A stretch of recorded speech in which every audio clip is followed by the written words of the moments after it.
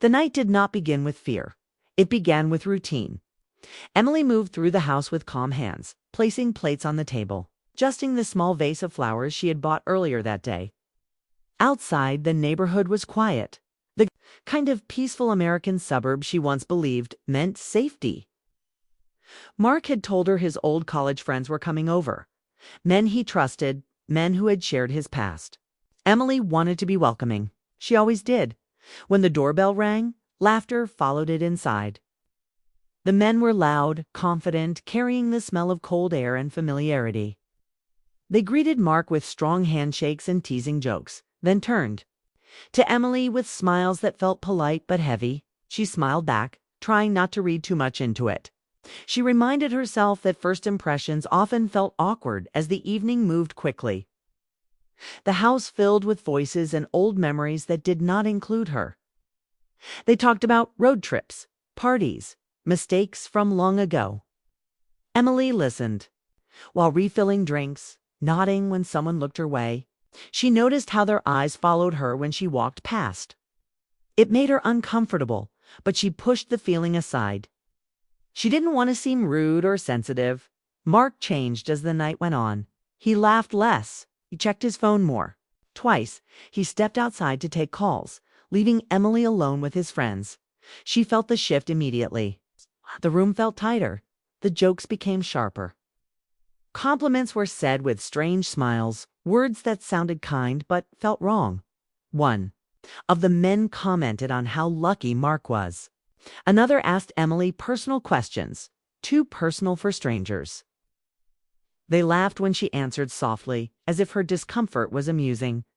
Emily felt her chest tighten. She looked toward the door, hoping Mark would return, hoping he would notice. He. DIDN single quotes. But the men leaned back in their chairs, relaxed in a way that made Emily feel small. They spoke freely, without care. Their respect faded, replaced by careless curiosity. It wasn't loud. It wasn't obvious.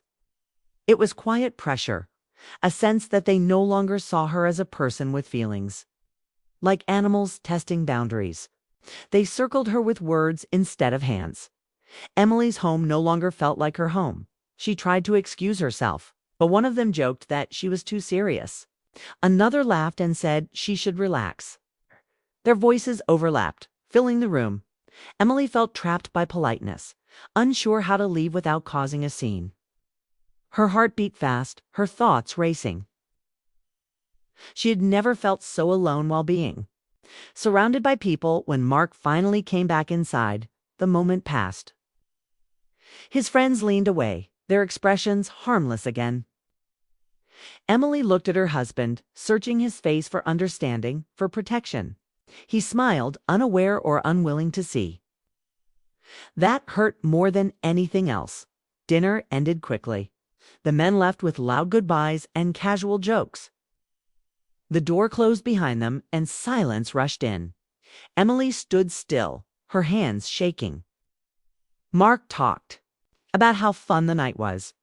Emily didn't answer. She went upstairs, her legs heavy, her mind spinning. In bed, she lay awake, staring at the ceiling. The room felt cold. Her thoughts replayed every look, every word, every moment Mark wasn't there. She wondered if she had imagined it.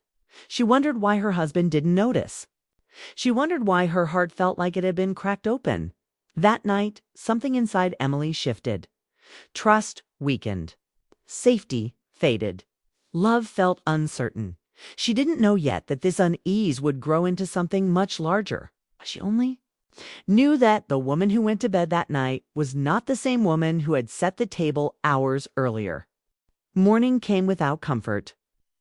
Emily woke to the sound of Mark moving around the house, getting ready for work as if nothing had changed. She lay still, staring at the wall, her body heavy with thoughts she could not escape. The memory of the dinner stayed with her, sharp and clear. She waited for Mark to say something, to ask how she felt, to notice the distance between them. He'd eyed that breakfast. Their conversation felt forced. Mark scrolled through his phone, nodding at things Emily said without really listening.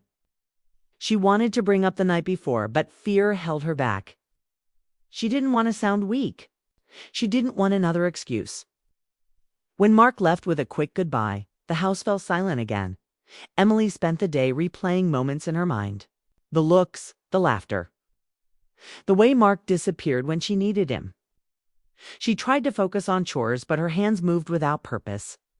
Her heart felt restless, like it was waiting for something that never arrived. That evening, she gathered the courage to speak. She told Mark the dinner had made her uncomfortable. She chose her words carefully, keeping her voice calm. She didn't accuse. She didn't raise her tone. She simply explained how alone she felt. Mark sighed. He rubbed his face like the conversation tired him. He said she misunderstood. He said his friends were joking. He said she always thought too deeply. Each sentence landed like a small blow. Emily felt herself shrinking, her feelings brushed aside as if they had no value. After that, Mark grew distant. He stayed late at work. He spent more time on his phone. When Emily tried to talk, he answered with short words or changed the subject. The warmth they once shared slowly disappeared. Nights became quiet. Sometimes he turned his back in bed, leaving space between them that felt endless. Emily felt invisible. She had left her life in Canada for Mark, believing love would be enough. She had trusted him completely. Now she questioned everything. She missed her family. She missed being seen. She missed herself. Late one night, while folding laundry in the living room, Mark left his phone on the table. The screen lit up with a message. A woman's name Emily didn't recognize. The message was simple, but it carried closeness, familiarity. Emily's hands froze. Her heart raced. She didn't read further. She didn't need to. Mark walked in and quickly picked up his phone. He avoided her eyes. Emily said nothing, but the silence between them grew louder than any argument. Days passed, with tension hanging in the air. Mark seemed lighter in a way that didn't include her. He smiled at his phone. He left early. He came home late. Emily tried to convince herself she was imagining things, but the distance felt real. She began to feel like a guest in her own marriage. She stopped asking questions. She stopped sharing her thoughts. She protected herself by staying quiet. At night, she cried softly so Mark wouldn't hear. She wondered when love had turned into loneliness. One evening, Mark came home later than usual. He said he had been busy. Emily nodded. She no longer asked for details. Something inside her was preparing for the truth, even if her heart wasn't. Ready? She looked around the house they had built together. The photos, the shared memories, everything felt fragile. Emily realized that the pain wasn't only about another woman. It was about being ignored. It was about being unprotected.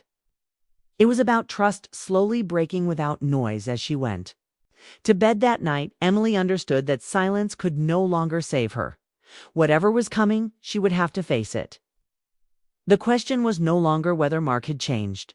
The question was how long she could survive feeling this alone. Emily did not confront Mark right away. She needed time to understand her own emotions before speaking. Her heart felt heavy, but her mind stayed sharp. She watched him carefully, noticing the small changes she once ignored. His laughter sounded different. His excuses came too quickly. His absence felt planned. Days moved fast, but each one carried weight. Mark woke early and returned late. He guarded his phone like a secret. When Emily entered the room, conversations ended. Smiles faded. The house felt divided, like two people living separate lives under the same roof. Emily remembered the night. With his friends again, their careless words, their lack of respect. She realized something painful. They had not feared crossing lines because they no longer saw her as important. They behaved like people who knew Mark had already stepped away from her emotionally. That understanding hurt more than the memory itself. One afternoon, Emily sat alone in the living room, sunlight cutting across the floor. She felt calm in a strange way. The confusion had turned into clarity. She deserved honesty, even if it broke her heart. When Mark came home that evening, she asked him to sit down. Her voice was steady. Her hands did not shake. She asked him if there was someone else. Mark froze. For a moment, the room was silent except for the clock on the wall. He looked tired. Not angry, not surprised. He didn't deny it. He didn't try to argue. He admitted that he had grown distant. He admitted he shared his thoughts with another woman instead of his wife. He said it started as conversation and became something more emotional. Emily listened, without interrupting. Each word landed slowly, sinking deep. She felt pain, but also relief. The truth was finally spoken. No more guessing. No more silence. Mark tried to explain himself. Said he felt misunderstood. He said life felt heavy. Said he never planned to hurt her. Emily heard him, but the words felt empty. Love did not disappear suddenly. It faded through choices, through neglect, through silence. She asked him why he didn't protect her that night. Why he left her alone with people who disrespected her. Mark looked down. He had no answer. That was the moment Emily understood everything. The betrayal was not only about another woman, was about being left unguarded, was about losing her place beside him. There was no shouting, no dramatic scene. Just two people sitting across from each other, realizing something precious had broken. Mark asked for time. He asked for patience. He asked her to stay. Emily stood up. She told him she needed space. Not to punish him, but to save herself. She said she could not heal while pretending nothing happened. Her voice stayed calm, but her heart ached. That night she packed a small bag. Only what she needed: clothes, a book, her passport. She moved quietly through the house, touching familiar things one last time. Memories filled every corner, but she didn't stop. Mark stood at the door as she zipped her bag. He looked afraid. He asked her not to leave. He promised change. Emily looked at him with sadness, not anger. She told him she hoped he would change, but she could not wait in pain anymore. She walked out into the cool night air. The door closed behind her, not loudly, but firmly. Her chest felt tight, yet her steps felt lighter. For the first time in weeks, she could breathe. As she drove away, tears blurred her vision. She didn't know where the road would take her. She only knew she could not turn back. Something inside her had shifted. The woman who once stayed quiet was learning to choose herself, and that choice, though painful, felt like the beginning of something honest. Emily arrived at her friend's apartment in Michigan with a small bag and a heavy heart. The city lights looked different from the quiet streets of Ohio, but she welcomed the change. The apartment was warm and smelled faintly of coffee and books. Her friend hugged her tightly, sensing the weight she carried. For the first time in weeks, Emily felt safe, even if only for a moment. She set her bag down and sat by the window, watching the city move below. Life continued outside, indifferent to her pain. And yet the rhythm of it comforted her. The first few days were quiet, almost painfully so. Emily kept to herself, speaking little. She thought about Mark constantly, but did not reach for her phone. The temptation to call, to check, to seek reassurance was strong, yet she resisted. She needed distance to breathe, to reclaim a sense of self she had lost. Slowly, she began organizing her days. Morning walks, cooking meals, small tasks that made her feel alive again. Each action, simple as it was, became a reminder that she could still choose herself. Emily started therapy soon after. She sat with a counselor who listened without judgment, who validated her feelings and acknowledged the emotional turmoil she had endured. For hours, she spoke of Mark, of the night with his friends, of the silent neglect that had hollowed her home. She spoke of betrayal, loneliness, and the strange mix of love and heartbreak that tore at her. The counselor helped her understand that her pain was real, that it deserved attention, and that healing was not just possible, it was necessary. Nights remained hardest. Emily often sat by the window, staring at the city lights and replaying moments from her past. She remembered Mark's smile, the warmth they had once shared, the comfort of familiarity. Yet, alongside these memories, she recognized the pain, the neglect, and the emotional attacks that had broken her trust. The juxtaposition of love and hurt was confusing, but it taught her something vital. Love without respect is not enough. She needed to honor her feelings, not suppress them. Letters became her outlet. Emily began writing daily, not to send to Mark, but for herself. She poured her emotions onto paper, expressing anger, sorrow, hope, and courage.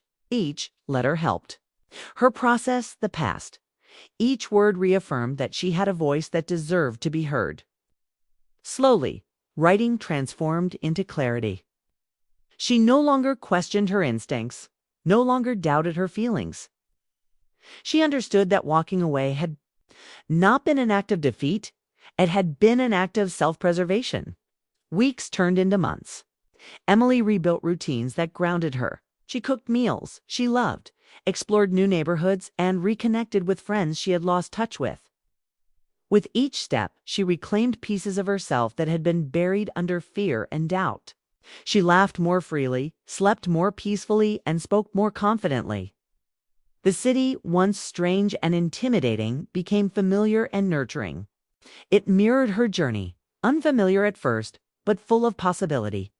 Mark reached out. Calls, messages, apologies filled with regret. He asked for meetings, for chances, for explanations. Emily read them carefully, her heart tightening with each one.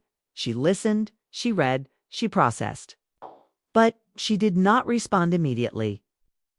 Healing required patience, and she was learning to value her own timing above his. One day, Shay sat at a cafe, sipping tea, feeling sunlight warm her face. She reflected on everything: the betrayal, the emotional attacks, the silence, and the choice she had made to leave. Her heart no longer felt heavy. The pain was still there, faint like a scar, but it no longer controlled her. She realized she had learned a vital truth. Love alone cannot protect you, cannot keep you safe, and cannot replace self-respect. Her love for herself had to come first. Emily understood that forgiveness was not the same as returning. She could acknowledge the past, but she did not have to return to it. She could hope for Mark's growth, but her happiness could not wait on someone else's change. The realization was freeing. It gave her control over her life, over her choices, over her future. Months later, Emily looked in the mirror and saw a woman transformed. She saw strength in her eyes, kindness in her expression, and resilience in her posture. She had survived betrayal, neglect, and heartbreak. She had survived walking away from someone she loved. And in surviving, she had discovered herself. Emily's journey was not about punishment or revenge. It was about reclamation, about realizing that emotional harm could be endured without losing integrity or compassion, about understanding that walking away, while painful, could be the most loving thing she did for herself. She smiled, a slow, quiet smile that carried both relief and hope. Life was not perfect, but it was hers again. She did not know what the future held. There might be reconciliation, or there might be new beginnings. She might fall in love again, or she might continue discovering who she was alone. The uncertainty was no longer frightening. It was liberating. Emily had learned to trust herself, to listen to her instincts, and to value her own heart above all else. For the first time since that night with Mark's friends, Emily felt at peace. She had survived, she had healed, and she had chosen herself, which she realized was the bravest and most romantic choice of all. Her story was no longer about betrayal or neglect. It was about strength, resilience, and the quiet power of reclaiming one's life. And in that, Emily finally found freedom, hope, and a love that would never betray her again, her own.